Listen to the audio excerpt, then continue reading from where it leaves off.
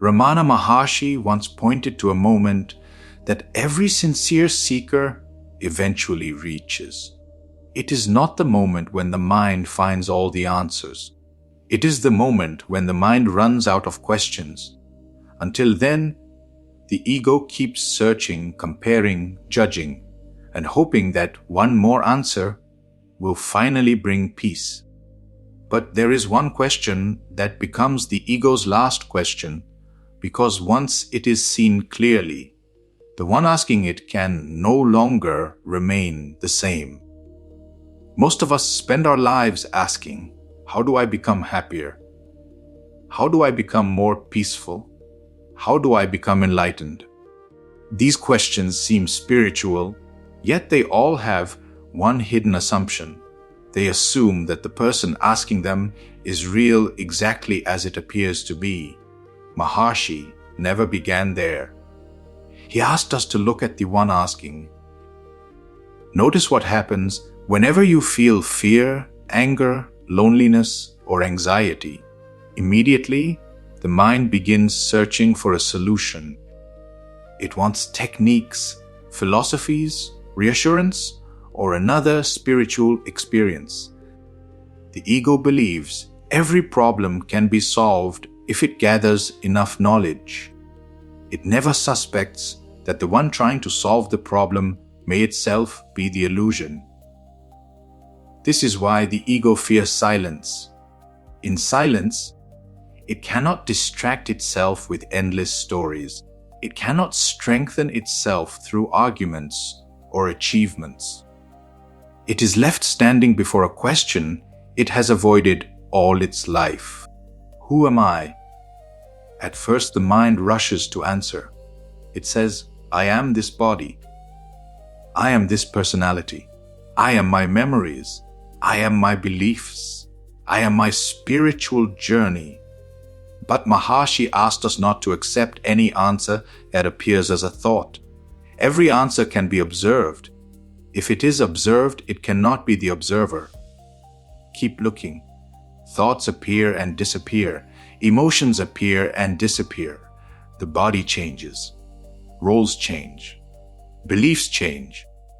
Even the feeling of being a seeker changes. Yet something remains aware of every one of these changes. Can that awareness itself be an object?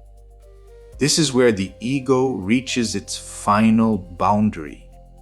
It has spent its entire existence identifying with objects that can be known. Now it encounters that which cannot be turned into an object at all. Awareness cannot stand outside itself to examine itself. It simply is. The ego wants a conclusion. It wants enlightenment as another possession. It wants certainty that it can store away and remember tomorrow. But self-inquiry offers no possession. It quietly removes the one who wanted to possess. This is why the last question is not answered in the ordinary sense. It is dissolved.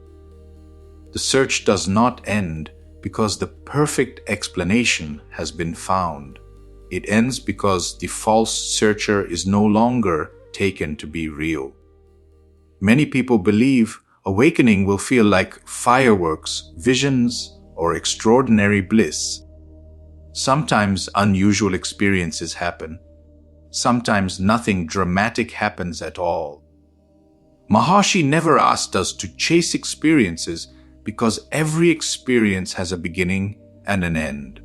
What has a beginning cannot be your true nature.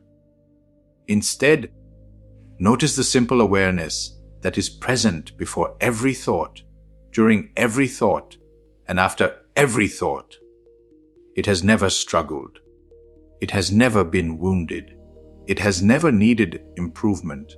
The entire spiritual journey appears within it just as clouds appear within the open sky without changing the sky itself. So whenever another question arises, don't rush to answer it. First ask, to whom has this question appeared? Let the answer come naturally, to me. Then ask gently, who am I? Do not answer intellectually. Stay with the feeling of the one who claims to exist. Follow it inward without force, without imagination, without expectation.